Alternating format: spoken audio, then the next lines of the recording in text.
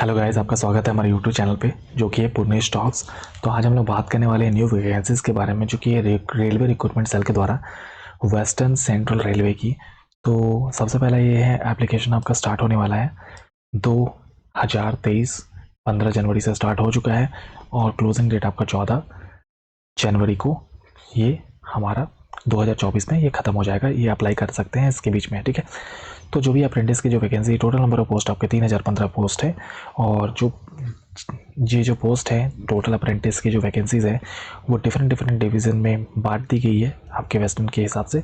जेबीवी division, BPL division, Kota division, CRWS BPL, WRS Kota, head quarter JBV. तो ये सब चीज़ें पोस्ट की वैकेंसीज है, तो आप अपने अपने डिवीज़न के हिसाब से अप्लाई कर सकते हैं। एलिजिबिलिटी क्राइटेरिया आपके एज लिमिट आपका जो दिया हुआ है कि candidate should have completed the 15 years of age होना चाहिए। 14 दिसंबर के ऑन एज आपका 15 साल होना चाहिए and should not have completed 24 years of age as of the cut off date of notification. तो आपका 24 साल से कम होना चाहिए और 15 साल के बाद आपका कंप्लीट हो जाना चाहिए, ठीक है। तो ये आपकी रिक्वायरमेंट है, पहले आपकी मेन रिक्वायरमेंट। एलिजिबिलिटी क्राइटेरिया अगर आपका एजुकेशन क्वालिफिकेशन के हिसाब से देखा जाए तो आपको 10th क्लास पास होना चाहिए या आपका 10+2 कंप्लीट होना चाहिए विथ मिनिमम 50% एग्जामिनेशन होना चाहिए in aggregate from the recognised board.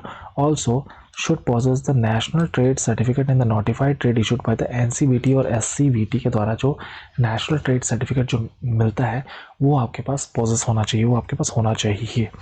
Eligibility के बारे में हमने अभी बात की है थोड़ी देर के बारे में। और आपका जैसे कि आपको एडवर्टाइजमेंट का अगर नोटिफिकेशन आपको मिल जाता है तो ये देख सकते हैं ट्रेड्स के लिए मैक्सिमम डिसेबिलिटी की रिक्वायरमेंट भी क्या है।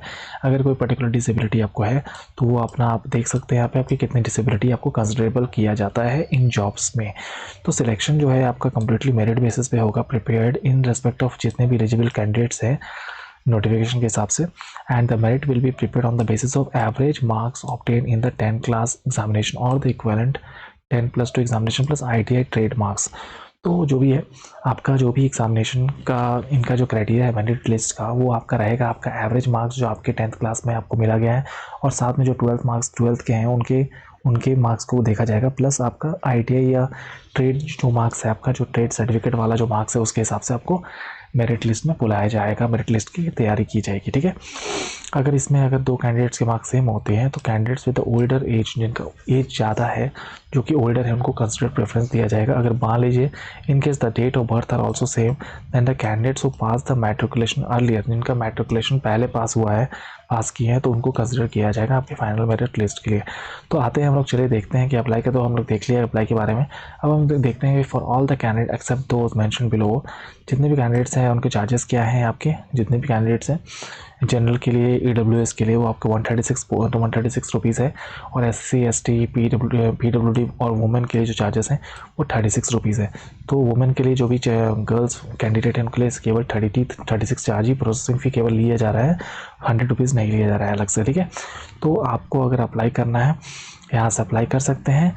और डॉक्यूमेंट जो चाहिए है आपको ऑनलाइन के लिए, आपको फ़ोटो सिग्नेचर के लिए जो आपको जितनी KB की डाटा की रिक्वायरमेंट है वो यहाँ दी हुई है, वहाँ से आप देख सकते हैं। और क्या क्या आपको सर्टिफिकेट लगेगा, आपको 10th का लगेगा, 12th का लगेगा, 10th का लगेगा, स्टैंडर्ड मार्कशीट, पास सर्टिफिकेट आपको रिक्वायरमेंट है और आपका कम्युनिटी सर्टिफिकेट अगर आपका ST SC है, अगर आप डिसेबिलिटी है तो PWBD सर्टिफिकेट लगेगा और आपके ITI सर्टिफिकेट और मार्कशीट जो कि NCVT और SCVT के द्वारा इशू किया जाया हुआ है। तो ऑनलाइन आप अप्लाई कर सकते हैं ये इन www.WCR.indianrailways.gov.in में जाके आप अप्लाई कर सकते हैं इसके लिए। और कैंडिडेट्स को क्या करना होगा, कैंडिडेट्स को अपने प्रिंट आउट्स निकालने पड़ेंगे ऑनलाइन एप्लीकेशन के, और अगर वो एलिजिबल रहे डॉक्यूमेंट वेरिफिकेशन के लिए तो उनको ही अपने ऑनलाइन एप्लीकेशन को लेके वहाँ पे आना पड़ेगा। तो जो DV का जो इनका होने वाला है, DV जो डॉक्यूमेंट वेरिफिकेशन होगी वो पहले से इन्होंने एड्रेस किया हुआ है। जबलपुर डिवीज़न के लिए जबलपुर डिवीज़न, भोपाल के लिए भोपाल डिवीज़न, कोटा के लिए कोटा डिवीज़न। तो अगर आपको अपना DV का चेंज करना है तो ये आपको किसी भी सर्कमस्टेंसेस में ये चेंज नहीं हो सकता है प्लेसेस, अगर आप DV के प्लेस की बात करते हैं। सो ये थी पूरी डिटेल्स अप्रेंटिसशिप की, बहुत अच्छी वैकेंसी है। और अलॉन्ग विद दैट सबसे इंपॉर्टेंट बात है कि जो भी इंजीनियरिंग ग्रेजुएट्स हैं और डिप्लोमा होल्डर्स हैं वो एलिजिबल नहीं है अप्रेंटिसशिप पोस्ट के लिए, तो क्योंकि उन लोग की एज ही इसमें क्वालिफाई नहीं होगी और डेली अलाउंस और कन्वीनियंस अलाउंस भी नहीं दिया जाएगा इसमें। डॉक्यूमेंट वेरिफिकेशन के लिए। तो ये थी पूरी डिटेल्स आपकी पोस्ट के लिए, और ये आपको region wise plus state wise आपकी जो भी पोस्ट है या आपके ट्रेड वाइज के हिसाब से जो भी डिवीज़न में आपको किस ट्रेड में आपको मिलेगा पोस्ट, तो ये आप नोटिफिकेशन में आप कंप्लीटली देख सकते हैं। You can get out of this. Okay, so thank you friends, these are the basic things regarding this notifications.